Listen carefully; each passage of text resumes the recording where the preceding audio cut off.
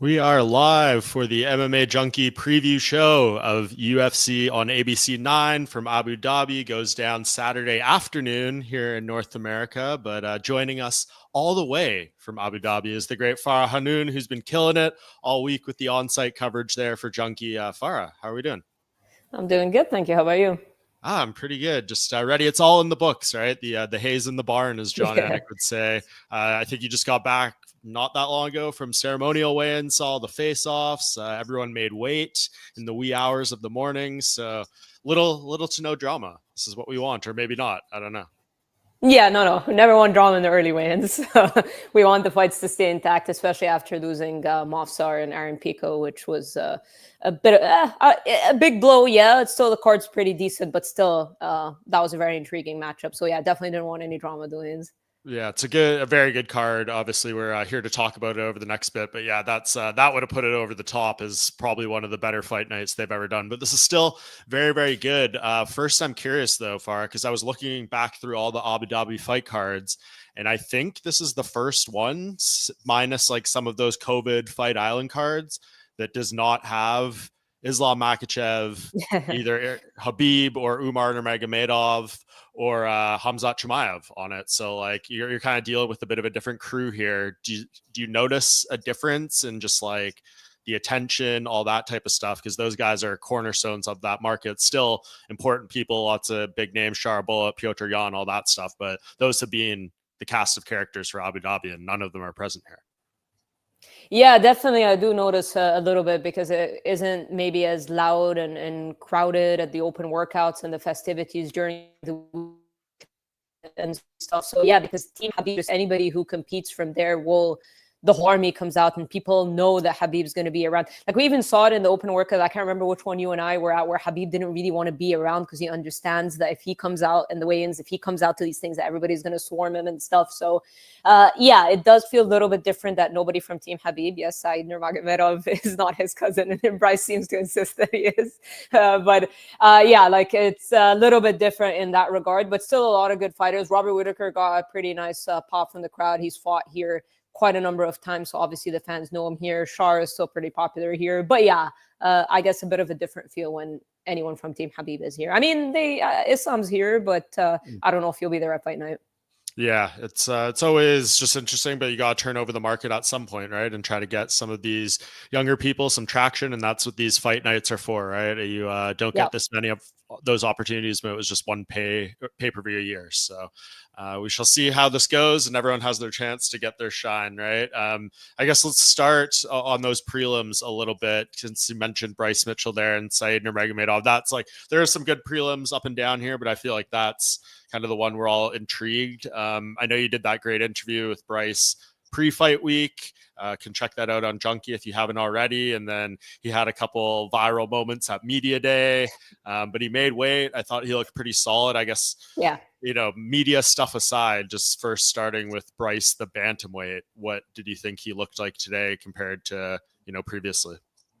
He looked good. I would like if you didn't know that he dropped down to bantamweight, you wouldn't have known that this was a weight class below. And it kind of worried me a little bit at media day when he's like, "I do things my way, the weight cut," and talking about how he doesn't really believe in nutrition. I'm like, "Oh God, please don't tell me you're gonna have a problem on the scale." But obviously, I spoke to his teammate TJ Brown, who said Bryce was always a bantamweight, so they know his body and they know his ability to cut down. They feel like he should have been a bantamweight a while ago. I know Bryce kind of later on came to that realization after the loss to Gene Silva, but yeah, I think he realizes, he knows his body, that maybe perhaps he was a little small for featherweight and felt confident enough that he could make the drop to 35, and he did hit the scale and he looked solid. Didn't look like he was shaking or unable to get on the scale. He was smiling, like waved at everybody. He looked in good spirits. So yeah, I like Bryce's energy throughout this week or so. I think he looks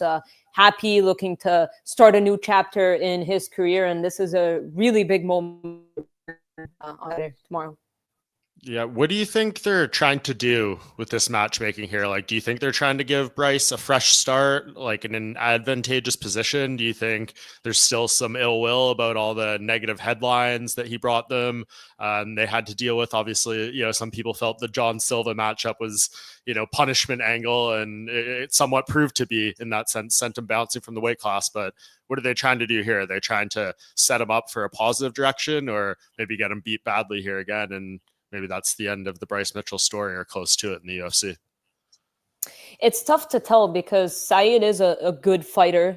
He is a well-rounded fighter. He's got solid kicks and stuff. But when I look at this stylistically and where Bryce can succeed with his grappling, Saeed does have numerous guillotine chokes on his record, submission wins. He does have an anaconda choke recently, so he is pretty good at latching onto that neck, and we know that Bryce is going to try to take him down. That's the impression I got from him. And also when I talked to his teammate, TJ Brown, that seems to be the game plan where they feel like they're going to have a lot of success in this matchup. They do acknowledge how dangerous Said Nurmagomedov is. Yeah, I guess considering that Bryce has fought so many big names and the likes of Ilya as well, and a lot of perennial contenders at 45, that giving him a name like Said, who, yeah, he's not Habib's cousin, but people seem to know who he is, but he's not one of the big names at bantamweight. It is tricky to think what a loss could do to him, but I don't know if this is like punishment from the UFC. I wouldn't necessarily look at this matchmaking. They did move him down to the featured prelim because we all know they don't want to give him a microphone after the fight. Yeah, especially on ABC in the United States. That is network television. And, even the prelims are on ESPN, so it's not like it's a massively lesser platform. But yeah, there is a difference when it's legitimate network television that comes in your home. Because he's a featured prelim as well. So if this is a matter of timing, it's like they could do the whole, we need to jump onto the main card now. Yeah, maybe they're hoping for a lot of decisions on the prelims this time around. Just eat up that clock. We'll see. We'll know if that fight starts at like 20 to the top of the hour. We'll have some signs that no one's getting that mic time. He knows. He said it himself. He said they don't want the mic in my hands. I think he's fully aware of what's going on. I mean, yeah, I don't know. Like, obviously, some of the media day stuff is on brand and a little bit weird, but I think he's being relatively well behaved this week. I know there was that story that came out like right at the beginning of him changing in the locker room and just not obviously knowing the global etiquette and being in a country like that. But I don't know, like outside of that, have you heard any issues this week, or it seems like it's been pretty good? Yeah, no, and look, he wasn't supposed to be on media day, which is why Said Nurmagomedov wasn't. He wanted to come. So the fact that, obviously, because I guess he's on the prelims, but it just seems that because this matchup deserves to be on the main card at the end of the day. Like, this is a main card matchup, and perhaps it's tactical. I know the featured prelim is a kind of a coveted spot. The prelims are pretty good. Any of those prelims could have been a featured prelim. It's not like this is a lacking card. You look down, even Amanda Ribas and Tabitha Ricci makes a good featured prelim. Like, I could pick like 3 or 4 out of the prelims and make them the featured prelim. So I feel like this belonged on the main card, especially after Movsar and Aaron Pico fell through. But he wanted to come and do the media day. He wanted to come and talk to the media, and did deliver some clips there. But no, I think he understands now the more and more time. He's been here for quite a bit now. So I think he gets it right now. And there are certain things that he still wants to say. But I think he's all right. We'll see. Yeah. Just to wrap up on the prelims, I guess, which one of that crop of fights below the Bryce Mitchell one are you most keen on? The Ricci Ribas fight is solid. I mean, I'm personally speaking, the debut of Buchecha, it's got to be it. Yeah, there's pretty much, I could say something about every single one of them. Obviously, the Buchecha's debut, like jiu-jitsu, is in Abu Dhabi, so I know there's a crowd for him specifically. I've noticed the people, like even at the weigh-ins, specific people standing up when he was there. Like, there's a lot of people who were there to see him specifically. Hamad Yahya, the only Emirati fighter, did not have good showings in his first 2 UFC fights. This is a must-win. He was left out of the media day, left out of the open workouts, whereas his first 2 UFC fights, he was part of those. But I think that's beneficial for him to get away from all that. Most guys, when they debut, they're on Apex cards, and very few people know who they are. With him, he comes in, it's open workouts, it's media day, it's an entire country expecting things out of you. So I think this will do him good. Ibo Aslan is very exciting. We'll see if he can emerge as a contender. I haven't looked at the odds yet, but I suspect that he's going to be a pretty heavy favorite in this matchup. And yeah, you mentioned Hebas and Tabatha Ricci. Davy Grant and Damon Blackshear is a fun scrap. Burns kind of made me laugh when he was talking about how Damon Blackshear has kind of wanted Burns as a mentor and how their relationship. And even Burns said at the fan Q&A that Henry Hooft someone asked Burns about life after fighting, and he said Henry Hooft kind of wants him there coaching. So it seems like he's serving as a mentor for a lot of guys at Killcliff, and he will be in Blackshear's corner. Muslim Salikhov, who I got to chat with in Dubai, he wants, this is a fun fight with Carlos Leal because that guy brings a fight, and Salikhov wants Wonder Boy. So if he gets the win, that fight makes a lot of sense. And then Mitchell and Nurmagomedov we talked about. So it's fun prelims. So yeah, it's solid. Carlos Leal, poor guy, probably has trauma going back to that arena and fighting again after he got robbed last time. So see how he rebounds. To Ibo Aslan is minus 280 to Elakina's. Okay, I don't know why I expected him to be bigger favorite. We saw some crazy odds last week. Was it Kevin Holland being like minus 600, and somebody else was also up in the minus 600. Michael Johnson was a big underdog to Daniel Zellhuber. So both of these massive favorites lost. So that's why I expected the odds to be bigger. But no, it's interesting. Some other one, Carlos Leal is actually the biggest favorite on the prelims at minus 500 to Salikhov's plus 375, which seems pretty steep for the king of Kung Fu. I think he's deserved a little more respect for that, but I think he's 41 or something like that. So he's getting up there a little bit. Very interesting. So I don't get odds sometimes. I really don't. Like, I'm not saying he shouldn't be an underdog or whatever, but that's a little crazy. Just like last week. Last week proved that those two minus 600s were obviously crazy. So we'll see. For real. Yeah. And as we roll into the main card, opening things up, Nikita Krylov, once again, back in there. One of my favorites. He had a long layoff there, and the return did not go well at all in the last fight against Dominic Reyes. But, he's still a guy who I think could be something in this division. Still pretty young, given all the time he's been in the UFC since 2013. Crazy stuff. That's a fun fight with him and Anthony Smith. Oh, wait, no, Bogdan Guskov, sorry.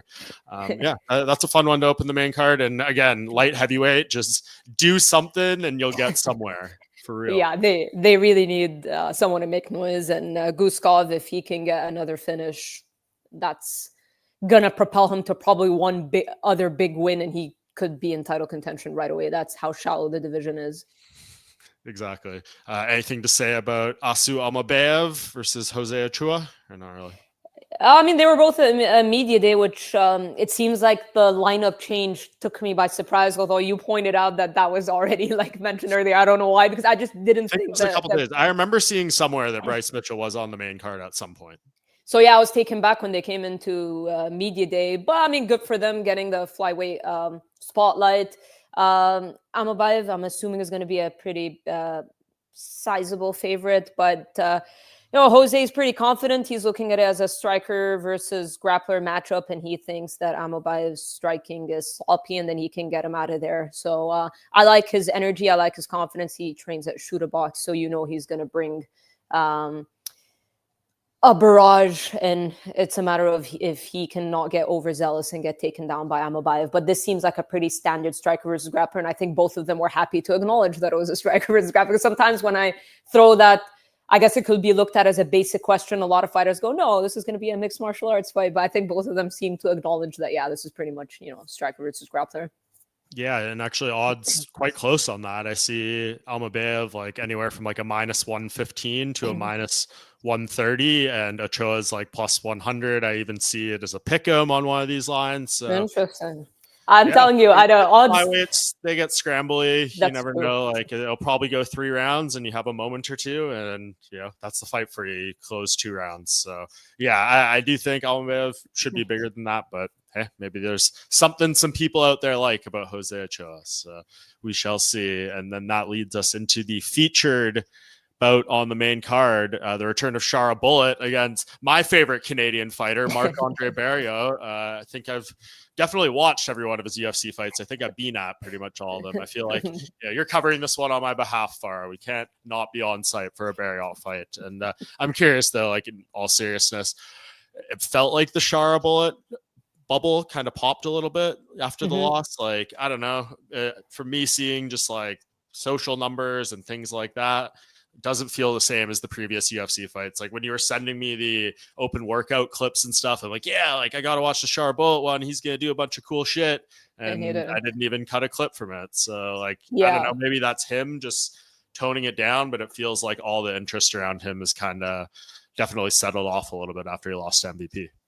Well, first off, it's very hard to look good against MVP. I don't think anybody looks good outside of Douglas Lima knocking him out. It's really, Yeah. I don't think throughout his entire career anyone's been like. I'll never forget when I was in London for him versus Storley, and it ended up being like a really boring fight. And I know Storley's a strong wrestler and stuff, and it was a lot of crowd boos, and we were in London and stuff. But it's like this is what you have to do to MVP. So MVP, it's like whether you're going to stand with him or whether you're going to try to take him down, he's just so tricky and hard to deal with.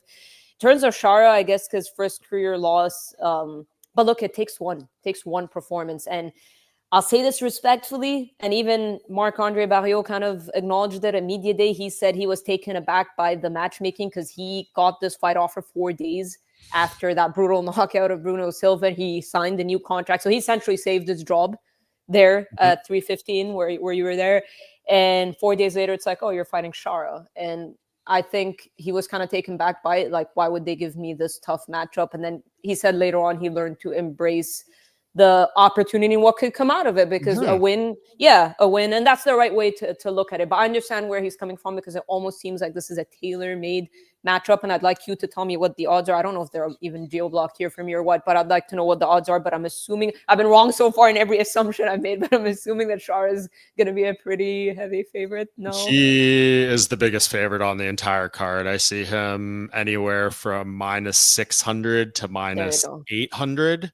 So wow, okay. Berriot's floating between like plus 400 and I see him at even plus 510 here. So yeah, it's not much respect for the Canadian, but yeah, I mean, you know what you're walking into when you get offered this fight in this spot. Like, do people think? I'm sure they would have loved him to beat MVP and continue that surge and be undefeated and all that stuff. Like, this is the assignment. This is what happens. They're not sending you, to fight these guys in their region, for you to look excellent. But as you said, it's the opportunity and it's still a fight and you could win. So I don't know, like this feels like a good matchup, but I wonder now just the confidence. There's a lot of reasons Shara gave us, I guess, for the loss and why he didn't perform that way, but it feels like there's not going to be as much respect. And if you're Barriault, you have to pressure him and not give him any distance to operate in this fight. Well, weirdly, like Barriault's style is either going to do him very well or it's going to do him really bad because he's kind of a kill or be killed type of fighter. And trying to stand around and being tentative and fearing Shara strikes is not going to do you well either because then you're just going to get outpointed probably 30-27 and lose. And Barriault brings the fight. He knows that it's going to have to be a lot of pressure, a lot of like dirty boxing, a lot of clinching, try to stifle kind of the offense coming from Shara, but he could walk into something devastating. And I think this is kind of what this matchup is really. Can he weather a bit of an early storm? Because he probably will get tagged a little bit because Shara just throws a lot of creative stuff. But can he eat those strikes and close the distance and try to wear him down? And so it's going to be one of those fights. It's either, I don't know what the odds are for a finish, but probably pretty likely that it is because, like I said, this is how Barriault fights: is either he's going to take you out or he's going to get taken out. So, yeah. Yeah, this is just Char Bullet's existence, though, right? Like he's fighting in Abu Dhabi and Saudi, and this is just going to be the UFC career. He might get a big name if he gets enough wins and something falls on his plate, but it feels like it's going to take a lot to graduate for being this guy. And, like he's kind of tied to this region. I don't know if any commission stateside would sanction him. Maybe they would. I don't know.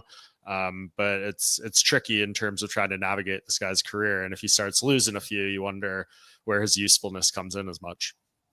Yeah, but at least he's lucky in the sense that at least Abu Dhabi do a pay-per-view. So if he's able to get some wins and become like a legit contender, because Saudi and Qatar now, they're debuting in November. That's all fight nights. So if he gets big enough to a point where they want him on pay-per-views, but yeah, he's not going to fight once a year, I know. But at least he can main event fight nights. And I see that. He's been pretty active. I mean, they're throwing him on like every card that's happening over there. So he's found himself a spot here. I'm curious just to see where it can go. And, if he can get some of these bigger fights. I know he calls out Izzy like every chance he gets too. So we'll see if anything like that ever comes to life. But yeah, that's a good fight. And that leads into the co-main event. Of course, Petr Yan, one of my favorites to watch, always has been. I know he had the skid, but I don't know how many people have a better record if they fight that exact stretch of opponents in a row. It's pretty difficult. So, I still have big respect for him, and even more respect for him taking this high-risk fight against Marcus McGee. Very interesting matchup. I guess your sense on Petr this week. He's been pretty low-key. Haven't seen him doing a ton of media outside of the media day itself, but yeah, I don't know. He seems in a good place and knows what the assignment here is and what it could lead to. Yeah, because obviously when this fight got announced, we were all very surprised at the matchmaking. Same thing for Movsar and Aaron Pico. The Movsar Aaron Pico situation seems a little bit different. With Petr Yan, it was, I guess, a matter of him wanting to fight. He mentioned that he was supposed to be matched up with Umar in Azerbaijan and said Umar turned down. I talked to Javier Mendez and he said he heard something like that. He said Umar's hand wasn't ready. So he just wanted to fight. And it seemed like that's who the UFC could get him. It gets tricky sometimes when you're just antsy to fight and it just the way the division pans out. Like you mentioned, he's fought everybody. So it's not like he's got massive options ahead of him. A lot of people are tied up. Obviously, Corey's getting the title shot. Sean O'Malley, I'm sure. Well, he did say that he wasn't interested in the rematch right now unless it was for a title. But I don't know if he would have. I'm sure he would have taken it if that was the name that came. But Sean O'Malley, I don't know how soon he's going to return. It's just a little bit tough in terms of the matchmaking when you look at the landscape at 35. So credit to him for accepting this fight with Marcus McGee because it's a very risky fight and pretty crazy saying that he feels if he wins, he should get a title shot. But imagine what a loss to Marcus McGee would do to him. So it's like a very weird thing of what a win could do and what a loss could do for him. But credit to him. He's obviously confident that he should, he's ready to fight Merab again. And it'll be interesting to see if he can get a standout performance. How about the odds for this one? Odds for this one look like McGee around a plus 300 and Yan of minus 300 to minus 400 range. It's looking like so. I think that's fair, not because I don't think McGee has a shot, but just considering their resumes and the massive leap up in competition for Marcus McGee. I believe he fought Jonathan Martinez last, if I'm not mistaken. And then, but yeah, I mean, even McGee was saying he's not allowing himself to think of the implications because I guess he just doesn't want to get caught up of, I'm fighting Petr Yan. Like he just, wants to fight the fight and later on see, and it depends how he looks against him, right? A finish changes everything, and it's not easy to finish Petr Yan. No, not at all. Yeah, no, he's just fighting a body in front of him. It has no face. Okay, but seriously, like I know it's a risky fight for Yan, but if you said to him, "You're getting a title shot if you win your next fight, and you can either fight Umar Nurmagomedov in a 5-round main event or Marcus McGee on this fight night in Abu Dhabi," you're taking this all day, right? Like this has, in theory, should be the easier fight. And if he can go out there and hold up to that minus 400 odds and get a spectacular highlight or a finish or something, like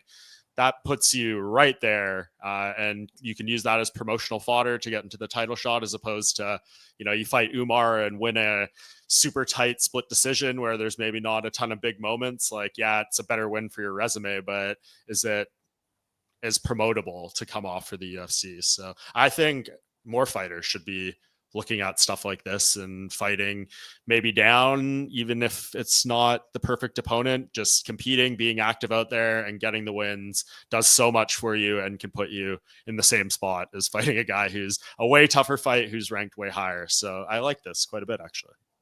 Yeah, and look, I mean, I know Ali Abdelaziz teased fight news for Umar. Obviously, I couldn't get much out of Javier Mendez, but it seems like he's going to fight before the end of the year. Maybe Abu Dhabi pay-per-view, maybe a Qatar main event. We don't know, but looking at the landscape at bantamweight, it's all going to depend. Merab says he wants to be very active. Easier said than done. Of course, it depends how his fight with Corey goes, if he's able to win and come out unscathed like he kind of usually does. But all that's going to be interesting because it depends on who Umar fights and how he wins, if he does win, and if Petr wins.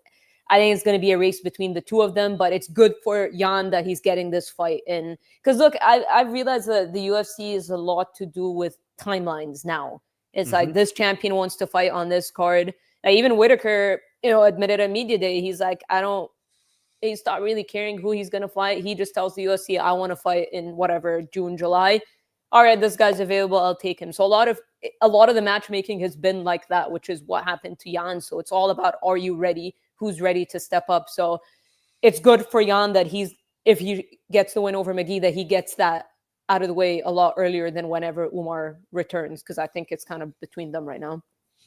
Exactly. I think he's got a great chance. I know Dana like kind of said in a side comment once, like, yeah, that would be a good rematch with him and Umar. Dude just needs to win one fight. Curious what he'll do, but Jan is in a great position here. I don't think seems with that Merab fight happening early October. I can't imagine, even if he wins in 10 seconds, that he fights on the December pay-per-view in Vegas and actually does this four fights, but maybe. You know, like I didn't think he was going to land on that card. I thought maybe it was going to be the late October pay-per-view or maybe MSG or something, but here he is. So they're at least setting him up for it, and he's going to need an opponent, and no one else out there really makes sense or is coming off a good win or whatever. So it's a good time, and yeah, just fight when you can, when the time is there, against whatever guy is ranked. I see, one comment from Matua saying the rankings are silly. They are. Just fight the guys, man. And there's no better example, the perfect segue into the main event, than Renier de Ridder. What has this guy done? He has been here since September when he made his UFC debut, 4th fight, and probably on the cusp of a title shot here. Like, activity, being in front of the fans, being present does so much more for you than, pick and choosing your shots and getting this one fight against this super specific ranked guy. So RDR has done it the right way. Look where it's led to him. This is a great main event. I guess just your initial thoughts. You sat down with him last week as well. They both look very good on the scale. Both looked intense at the face-off. RDR is a big boy. What's your impressions going into this fight, which will probably happen right around 24 hours from now?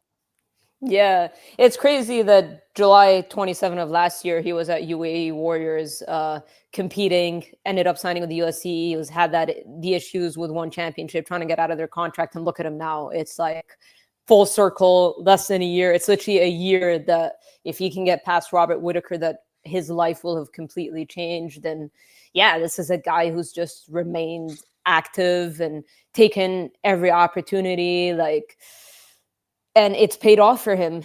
He's finished guys. I mean, it's for people who aren't following exactly what's going on and they see the names he's fought and it's like Bo Nichols and Robert Whittaker. You're like, that sounds like weird. Like, how did he go from here to here? But it's just what we were talking about, a product of somebody who's willing to be active, willing to fight, willing to turn around and say yes to the UFC whenever they come with the call. And I know he wanted Strickland.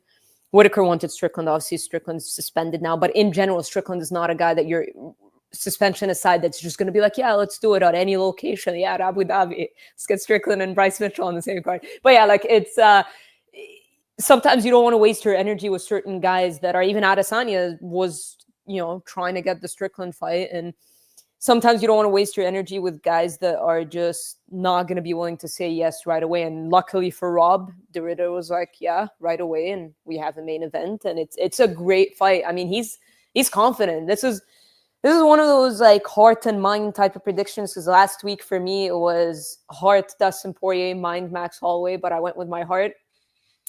I feel like this week, tomorrow night, is that for me. Heart says Whittaker, mind says RDR. There's something about RDR's confidence that has me thinking that like we're going to see a good performance out of him. Yeah, the confidence and the drive just have to be so immense right now. I mean, this is a guy that a year and a half ago was wondering if his career was over and was stuck in that one championship contractual hell and seemed like there was no way out for him. And, had that fight, I think it was at a UAE Warriors card, and like day of one championships putting out stuff saying we're going to like sue you and things like that. You can't fight, just like craziness that no fighter and their management wants to deal with. And, like you have serious doubts and you only dream of getting to the other side for one UFC fight, let alone getting to where he is right now. So I just can't put into words, I guess, like being in the mind of someone like that who you thought all this stuff was so far out of your grasp, and now it's all here and it's your reality, and knowing that you're one win away from probably fighting for that title, all that stuff. It's just got to be very motivating. But you have, motivation in itself cannot beat Robert Whittaker, who is one of the best fighters in middleweight history, UFC history at all. He could become, I think, the third middleweight along with Brad Tavares, or fourth, Brad Tavares, Michael Bisping, and Anderson Silva to get 15 UFC middleweight wins. So that's a pretty big feather in his cap, and he's favored to do so, Farah. I see his odds kind of ranging anywhere from minus 140 to minus 160. RDR coming back, plus 120 to plus 135-ish range. So do you feel that's appropriate? Like Whittaker is the rightful favorite until RDR proves us otherwise? I think so. I think respectfully for Whittaker and the level of competition, I think that's the main thing here when looking at this matchup. I know momentum is on RDR's side. Obviously, Whittaker is coming off of that Khamzat loss, but even RDR said, I'm not going to put too much stock into that. He was kind of making a slick comment saying like, the choke wasn't under the chin. I'm gonna do it the right way. Right. Obviously it was across the jaw, and Rob tapped quickly because of the issue he had with his teeth. But that's what Khamzat does anyway. That's oftentimes when Khamzat wins, that's the method he does. It was very impressive nonetheless. But with RDR, different style of grappler. He's not going to bum rush you from the other side of the octagon in Khamzat's fashion. But one thing I did found interesting in what he said, I said, are you going to pace yourself? Because it's going to be potentially the first time you go 25 minutes since 2021. I know he's been scheduled for a lot of 5-round fighting. He said, no. So, if we get tired, we get tired. So he's going to put the pressure. He said pressure is the key to beating him. Whittaker told you the key to winning is putting my mitts on him. So it's a fun matchup. They both know what they need to do. I'm sure Whittaker knows that De Ridder is going for the takedown. I asked Whittaker immediately, and he said, I don't think he's going to stand with me much. RDR told me, I'm pretty confident I'm going to get him on his ass. So they're very vocal about what they want to do and their game plans and what they feel they're going to do. But it's just going to come down to, can Whittaker stop the takedown? And look, historically, he's got pretty good takedown defense. Very. Yeah. He's been in there with some killer wrestlers and really proven himself and made a lot of strides to his offensive wrestling game as well, which makes him such a diverse attack and truly one of the great 5-round fighters, we've seen. Has so much experience, championship, fight night, main events, that being 5 rounds for Robert Whittaker. So I guess that leads to the question. I see you, MMA locker room. I see you asking, will this fight go over 2.5 rounds, asking for my bookie. What do you think, Farah? Is that a good bet to bet an over here? Are you leaning towards the under? I really don't know because Whittaker's so good at 5-rounders, but just go look at RDR's finishing rate. So something it's got to give. One guy isn't going to get the fight they want here. Yeah, I don't know. It's tough because if I picked Whittaker, then my answer should be no, because like you said, Whittaker is very good at the 5-round fight. And I think for Whittaker, unless he's able to land clean like he did with Ikram Alaskerov, it is going to be a lot of fending off takedowns, trying to break off the clinch and stuff like that. So from Whittaker's side, I would say I see a decision win. Not that I don't think he can finish RDR, but RDR is tough and he's going to keep coming forward. And even if he does slow down eventually in the fight, Whittaker's too smart to kind of he's not somebody that gets overzealous. Like you said, he's good at the 5-round thing. He understands how to manage the 25 minutes. For RDR, we know he's hunting for the finish. We know that if he gets Whittaker down to the ground, he's going to be attacking very aggressively with either the rear naked choke or the arm triangle choke. So if I'm picking Whittaker, which I did, but like I said, heart and mind, then I would say Whittaker by decision. Yeah. How about you? I picked Whittaker as well, and that seems like the right choice. But I'm fully prepared to feel stupid again from RDR because that's just what he does. He's got that DDP gene where he just goes out there and goofs it and keeps winning, and it's amazing to watch. So before we talk about what is at stake here and who could be head to the title picture, I see a question for Masters of the Universe Classic. Who's got the harder climb back to the title out of Whittaker or Jan? If they lose this fight? That's a tough one because they're both obviously former champions, have losses to the current champion, and in Whittaker's case, potentially the next champion. So I don't know. That's a tricky one. What's your immediate thought? I think Whittaker. Yeah? I think Whittaker's got a tougher climb. I want to say Jan just because I think bantamweight is so deep. It's Isn't that we hard. were just talking about the top of the picture though? I know, Like, but outside of it, right? Like I think the yeah. fights, if Whitaker's was to lose here, I think there is more winnable fights for him to get back there than Jan. But I don't know. Maybe they're both really Or good guys. maybe the only thing I'll say is because Paulo's now all of a sudden, well, because Paulo talks and he knows how to sell a fight. He's back in the picture, but Whitaker has a win over him. Yeah. And See, then I was Strickland. on Submission Radio, and it almost broke my brain the other day with, and Mike Heck said he thinks if Hamzat wins, as we're talking about what's at stake here, they're going to try to do the Paulo Costa fight for the title. And I was like, that feels like too much of a jump, but now I can't get it out of my mind. Yeah, it'll be a little bit crazy. I mean, is that like if Whitaker wins here? I think if RDR goes, like all bets are off. He could get either the title fight winner from UFC 319. He has training history. He's been talking about fighting those guys for a while. He's a fresh face, all that stuff. I'm sure Nasruddin Imavov and Kyle Baralho don't want to hear that. I don't think the UFC loves Nasruddin and like are jumping to put him in a title fight. Maybe he does something spectacular and that changes, but I don't know. Like I look at this. Yeah, but this is going to be like similar to the Movsar situation. Like, how long are we going to do this? Like, if Imavov goes out there and finishes Boralho, it's going to be similar to the Arman Sarukian situation. Like, what are we doing here? Like, if we look at tough stuff, like, because if DDP gets past Hamzat, we're going to start asking who can beat him, right? That's what's going to become the question, because we're all looking at Hamzat as the guy that can do it. Yeah, every single person on the planet has broken down this fight in the same way. I'm waiting for one pundit or fighter to break this fight down in a different way. Round finish. He's gonna really turn on the gas in the later rounds and just look unbelievable and push hard to the finish line. No, like I've tried to rephrase my question or try to bring up certain.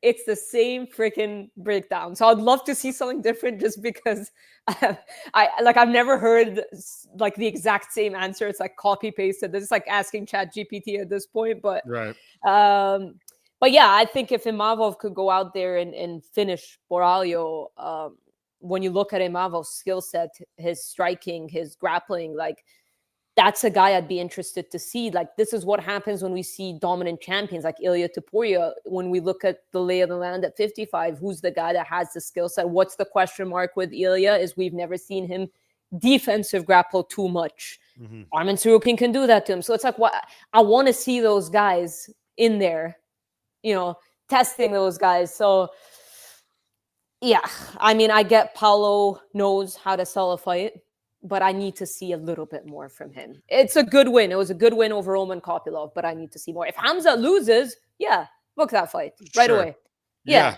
No, I totally agree. It just caught me off guard when Mike threw that out there, because I was just like, that doesn't feel realistic. And if you're trying to do a Hamzat blood feud, beef, first title defense, whatever, why would you not just do Sean Strickland, who has, I think, just as much history with Hamzat as far as like a back and forth, is higher ranked, is the bigger name, is more reliable than Paulo Costa. At least, if he signs that contract, Sean Strickland will show up to the fight. So like, I don't know. I'm not selling or making the pitch for either of these dudes. I'm just saying, like, if that's the direction they want to go, because it isn't super clear. Like, if Whitaker wins here and Hamzat wins, like, so, and then Imavov wins, is that what we're doing? We're doing Hamzat versus Imavov?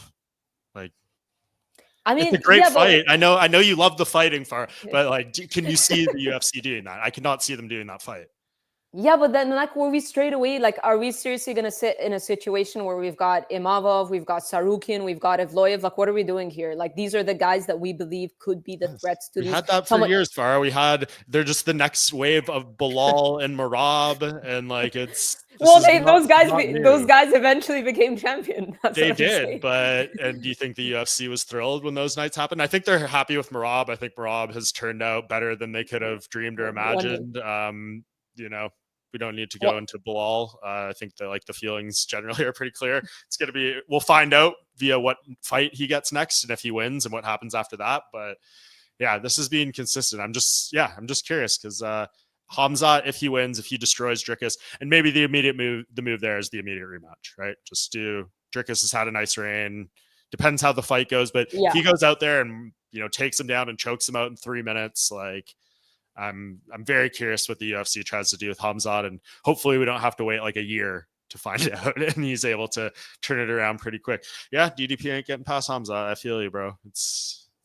I can't wait. I've been as high on Hamzat as anybody, so I don't think I'm even allowing myself to pick against him. Granted, I understand everybody's point about the matchup, and yeah, if it gets past this, blah blah blah. And if that's what ends up happening, I'm not going to be entirely shocked. But I don't think I have it in me to pick against Hamzat after all these years that I've been highly touting him since he was 2-0 as a pro, writing articles about him in MMA Junkie, even writing out his fights in Brave. I would actually write articles about his fights and who he was fighting. Nobody knew who he was or his opponent or anything, but that's how highly I thought of him. And so, yeah, it would almost not even make sense for me to pick against him. But if he goes out there, and I will admit, if he steamrolls DDP, like I was very impressed with the Whitaker win. If he steamrolls DDP, I'll be very impressed. And if DDP weathers an early storm and wins, I'm not going to be entirely shocked either. Yeah. That's some fresh analysis on that fight right there. No, that's I can give you. Yeah. I can actually give you a different look, but I'm just. No, we got to save it for fight week. Save it for fight week. Yes. Okay, last thing before we get out of here, and it's another question from Master of the Universe Classic. Just because you kind of alluded to, you go way back with Hamzat, you go way back with Ilia Topuria. First people I remember mentioning them in my orb was you. Let's bring up a question if we can. Cold coffee. Who do we think will get the title shot against Ilia Topuria? Do you think it'll be Paddy? Lots of talk. Obviously, Ilia has made headlines in more ways than one with that Nelk Boys live stream interview, whatever you want to call that thing, follow you around on live all day type of thing. We'll not get into the controversial elements because this is not the show for that, but I know some people aren't pleased with Mr. Topuria. We'll let you form your own opinions, but it's all up there. I mean, I think he's not fighting Arman Sarukian next regardless. So saying I'll give up my belts before fighting you, like, it's lip service to me. If they offered him before, who did he do said that with with Max Holloway. He said that after he knocked out Volk. He said, I'm not fighting Max Holloway and he's not going to get the shot. I don't know if he said like I'll vacate the belt, but he said he was not fighting Max Holloway. We're going to do that. That means Arman next. We're going to do the Volk rematch. I mean, I would say yes, he's deserving, but Arman doesn't have the UFC support. Yeah, Max Holloway had the UFC support. So that's the difference here. Like if Arman got the shot next without fighting again, I would be truly shocked. Yeah, that's the way. I mean, he did weigh in as a backup, but we all know that means absolutely nothing. I think he should make a nice to get himself out of the doghouse and into the yard, but he's still in the gates. They haven't unlocked it for him. Yeah, you should make your next project like all the weigh-in backups that didn't get a title shot after. We could probably name about 20 at this rate, but yeah, I mean, Arman is the right fight. Doesn't seem like they're going to make it. You have Justin Gaethje threatening to retire, which Dana White called pretty wacky, and you have Daniel Cormier saying that's not the way to go. I understand, like, all respect to Justin Gaethje. He's not who I would give the title shot, but I understand why he's saying what he's saying, because of doing the UFC assault with UFC 300 when he pretty much could have been the number one contender, and then accepting Fiziev on short notice after he was booked against Dan Hooker. So I understand where he's coming from. It's just not the fight that I would book. But then Paddy needs one more. So it's Arman. Like, it should be Arman. But if it's not Arman, then I don't really think it should be Gaethje or Paddy. So it doesn't really matter who gets it. Gaethje, obviously, resume-wise, experience-wise, is the more valid one. But if you're talking about selling a freaking... And if you're the UFC, with all the Jones-Aspinall stuff, and then Islam Ilya not happening, at least not right now, do you want to risk a mega fight not happening again? That's the question. So what are you doing then? Are you doing the Max Holloway rematch next? Or are you just keeping Ilya out until Islam and JDM? And if Islam wins, you just do the fight next with him and Islam in like early 2026? Or... Well, I'm thinking if you're the UFC, you've already had two of your biggest fights not pan out for reasons that they weren't going to necessarily expect. So are you going to risk losing another big fight, whether Ilya Paddy or Ilya Islam? That's what I'm thinking. Like, because we're not going off a merit-based system right now, are we? So no, that's why that's why I think Justin Gaethje is going to get it. I think it's going to be Ilya versus Justin. And Ilya said he think in that video in the Nelk Boys thing, he thinks the UFC is going to offer him Gaethje, and I don't blame them. I mean, I said this right after Ilya and Charles. If you want the best fight for MMA, like the most actually compelling MMA fight, it is Ilya and Arman. That is easy. If you want the one that's going to get the most mainstream interest and, drum up the excitement and the rivalry and the press conference shit talk, it's Paddy.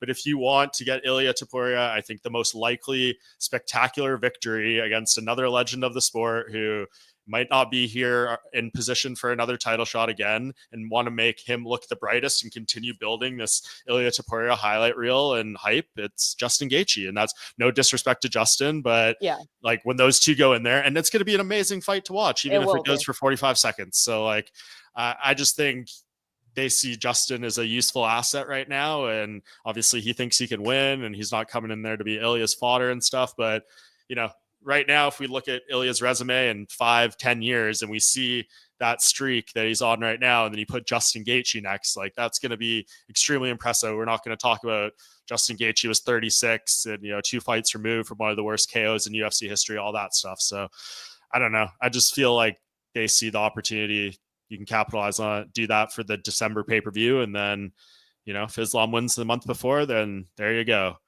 What do you feel do like that's the best bet. Yeah. What do you do with Paddy? Well, you're not going to give him Arman, are you? I think you do him and Dan Hooker. But does that give him a title shot? I don't know. I just wonder with the UFC after, because we saw with the Sean O'Malley thing, like he came off a controversial win over Young. Great fight though. Great fight. I thought it was a great performance regardless of who you thought won the fight. But then he sat out for like a year and ended up getting the title shot. So I just wonder in regards to like the UFC have lost out on, but yeah, where are we going anyway with the TV rights, right? Is it Netflix? Are people not paying for pay-per-view anymore? We don't really find out about the numbers anymore. So I guess that's a whole different discussion. But how many big fights are they gonna lose out on?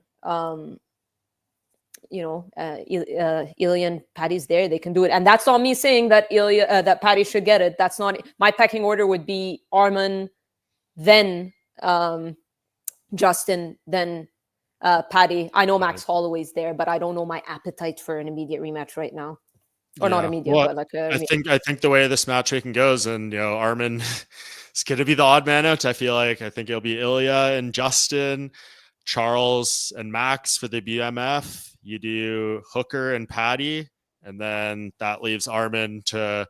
They might come back around with that Mateus Gamrot rematch offer again that he turned down, that he should have freaking done, because he would have had a fight in the bank. He wins that. Like, I think this is all behind us, but we're getting close to when he is booked. If he's booked for later in the year, it's going to be almost a year since that whole debacle happened in Los Angeles. Like, this is not being great, and he just needs to fight and win, and we're good. And he should have taken that fight with Mateus. So if the main event of UFC Vancouver or something like that ends up being Sarukian versus Gamrot 2, I will not be the slightest bit surprised. And that is my piece on the lightweight division. Any notes? Are we good?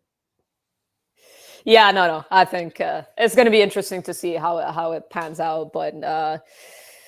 Yeah, it just depends what the UFC are thinking. Are we going big fight? Do they like what Justin Gaethje? I think the UFC like Justin Gaethje. It's hard not to like Justin Gaethje. He's been a company man. I think they can accept him venting some frustration. I don't mean to disrespect him by any means necessary. No, he's a great fighter. I just think that Arman should be next, but we all know that's not happening. Yeah. No matter how many times you say it, it's not going to come to life. Arman is, as I will eat my hat. I will eat the Dustin Poirier war hat if Arman is next for Ilya in that fight. Arman and Movsar and Imavov, all in one. There we go. The trifecta. Okay, Farah, I know it is late over there in Abu Dhabi. I appreciate you coming here and being on the scene. Who else? I know there's other preview shows and stuff in the space, but who else is bringing the people from on the ground, the reporters that are there? This is what we do here on MMA Junkie. Farah, you've killed it. Get some rest, much deserved, and get right back to it for UFC Abu Dhabi. We'll see you tomorrow night. Keep killing it. Thank you. I appreciate it. Thank you for everyone for watching. Appreciate you all. Have a great day. Enjoy your weekend.